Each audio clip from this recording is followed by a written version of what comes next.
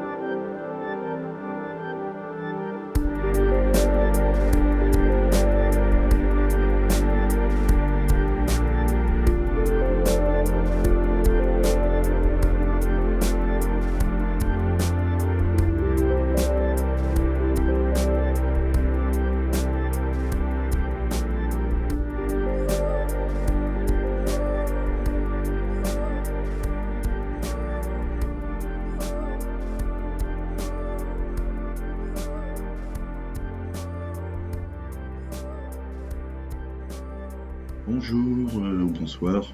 Donc Nicolas, hein, connu sous d'autres pseudos, mais Nicolas. Et bientôt 40 ans, enfin 37, mais je vois déjà les 40 ans venir, ça fait peur. Pourquoi ici? Ben pour le partage. Pour le partage, parce que je pense que, ouais, enfin moi personnellement, j'apprends beaucoup du partage des autres. Alors si le mien peut aider, ouais, enfin, ouais, c'est le but quand même, je pense.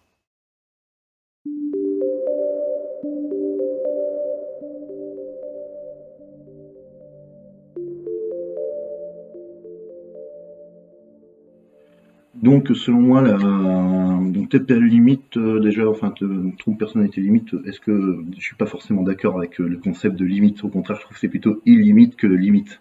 Déjà, hein, je suis assez taquin là-dessus, mais la signification, enfin, je pense que c'est quand même au cas par cas. Enfin, aucun psy psychiatre honnête, je pense, des fois même ils sont pas d'accord entre eux, donc forcément c'est assez complexe. Hein. Je pense qu'il y avait vraiment différents degrés moi personnellement, enfin, diagnostiqué, hein, borderline. Enfin bon, aussi diagnostiqué. Enfin voilà, moi c'est le vrai problème, c'est les attaques de panique que ça engendre. Hein. Et l'agoraphobie que ça engendrait, les addictions, voilà. Hein. Mais je sais pas, enfin c'est peut-être de vivre les choses à fond, quoi. Enfin, dans mon cas, enfin vraiment, en tout cas, ça émane une certaine sensibilité qui va même au-delà, c'est-à-dire c'est de l'hypersensibilité à ce niveau-là. Mais voilà, je pense que en gros, c'est ça.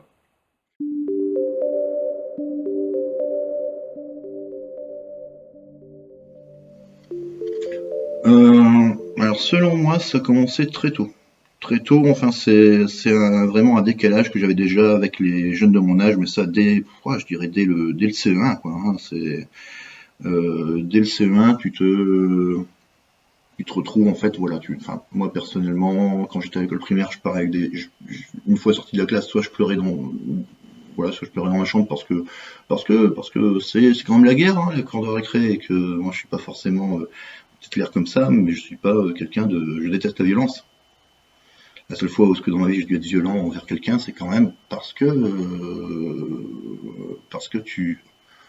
ouais, malheureusement t'y amener, des fois faut se défendre. Hein. Mais sinon, non. Donc, enfin, c'est une hypersensibilité, l'injustice, ouais, enfin, la bagarre, et puis aussi, voilà, ce qui m'intéressait moi, ben, le problème, c'est que je m'intéressais à des choses que d'autres ne s'intéressaient pas. Ensuite, il y a un contexte social, pas forcément social, mais familial, qui était assez propice à ce que ça soit aussi également prise de tête, on va dire. Et voilà quoi, hein, c'est pas facile d'avoir une sensibilité à cet âge-là quoi en fait. Enfin, déjà avoir du recul en fait, déjà sur ce qui t'arrive, de comprendre des choses alors que les autres ils vivent le truc à fond. Et alors là c'est bizarre ce que je viens de dire parce que justement, c'est que moi je visais peut-être pas le truc à fond, j'étais plutôt dans la réflexion. Enfin, j'ai cette impression-là. Peut-être qu'une impression, peut-être qu'elle est erronée, enfin je pense pas. Enfin en tout cas je l'ai perçue comme ça.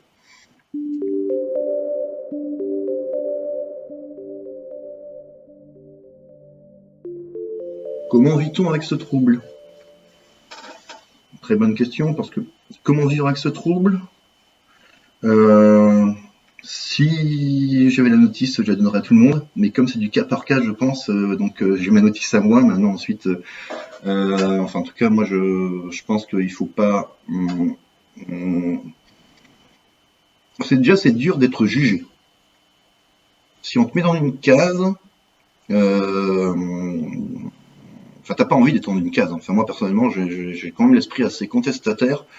Et non, non, non, pas moi, je veux pas être dans une case, moi. Voilà, c'est, j'aime pas. C'est un concept que j'aime pas et je trouve que ouais. Enfin, j'y reviendrai après sur ce propos-là, mais ouais. Donc, et puis, comment vit-on avec ce trouble? Ben, il y a eu des très bas. Enfin, moi, à un niveau personnel, je peux dire que je reviens de loin. Enfin, j'estime ça.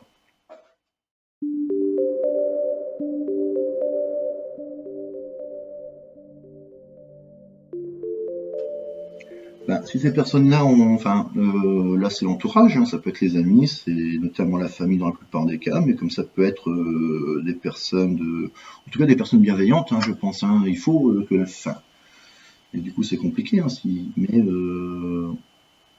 ouais, il faut de la bienveillance. Il faut simplement des gens qui font pas seulement t'aider. qui s'intéresse vraiment. Enfin, moi, personnellement, je le perçois comme ça.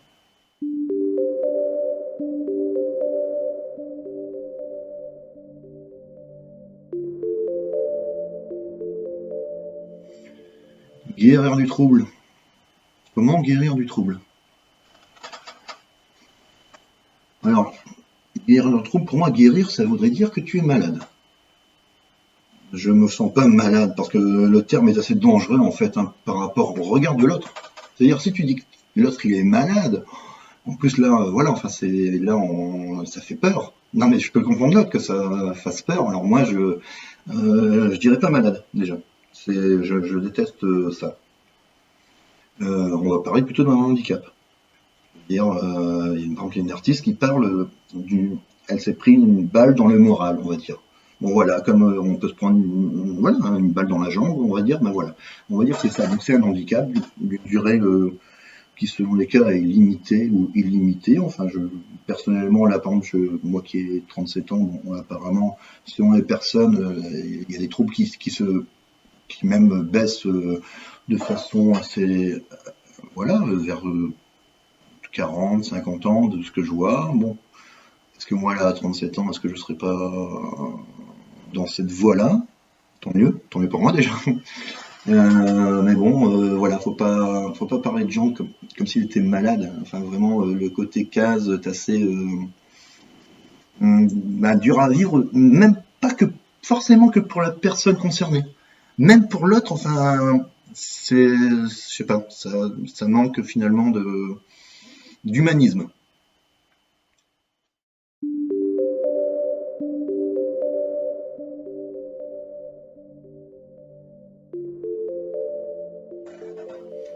Euh, le regard social, donc les choses de la vie, quoi, en fait. Hein, ben, voilà, hein, c'est-à-dire que il n'y a pas que les TPL qui ont des problèmes amoureux ou de boulot, ou voilà. En revanche, effectivement, une sensation, une douleur amoureuse peut être forcément de par la maladie amplifiée. Mais alors, je dirais que ouais, tu peux finalement le malaise peut être amplifié, mais je pense que le bonheur aussi pour le coup. Ça, c'est plutôt bon ouais, c'est plutôt bon. Voilà, encore une fois, c'est dans mon cas. Je ne sais pas ensuite, moi, vraiment. Euh, c'est dur, de toute façon, les gens ont quand même du mal à se confier, de se mettre le cœur à nu, quoi, en fait. Voilà.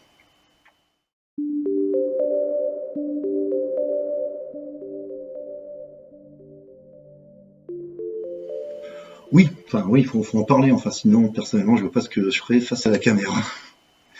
Bah déjà pour voilà, pour les proches des personnes, pour avoir parce que s'il n'y a pas d'échange, forcément, ça ne peut mener que de la frustration. Si tu n'arrives pas à parler avec la personne, tu peux pas, enfin, ça peut pas être constructif, enfin, ça peut pas aller dans le bon sens, ou très difficilement. Je vois pas comment on peut. Enfin voilà, moi je pense que ça va être des échanges qui doivent être humains, qu'il faut poser un petit peu les choses sur table. Ouais, voilà, carte sur table, voilà, c'est le mot. Voilà.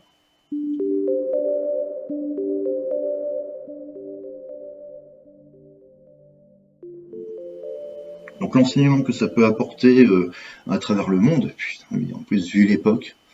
Enfin voilà, c'est le problème, c'est que disons que les gens ont peur. Et là, on va pas parler désolé, j'extrapole un petit peu sur d'autres choses, et même actuelles. C'est-à-dire qu'on a souvent peur de l'autre. Alors, et surtout si on les met dans des cases. Parce que le problème, c'est ça. Le problème, c'est les cases. Ouais. En fait, les gens, dès qu'ils connaissent pas quelque chose, alors il y en a qui sont très intelligents et qui vont chercher à comprendre. D'autres vont être dans la frayeur. Et là, ça c'est bien dommage. Alors, qui va gagner? Est-ce que c'est ceux qui vont vouloir comprendre l'autre ou ceux qui vont rester sur leur zone de confort? Ça va falloir j'espère que c'est... Ouais. Ouais, mais bon, il y a quand même des belles choses qui se passent dans... Voilà, j'ai pas envie d'être pessimiste, mais ouais, au contraire, plus il y aura de personnes qui vont aller dans ce sens-là, donc de la communication, de franchir un petit peu les frontières, que ce soit au niveau de la maladie ou d'autres choses encore, nous ne pourrons qu'y gagner, humainement parlant. Voilà.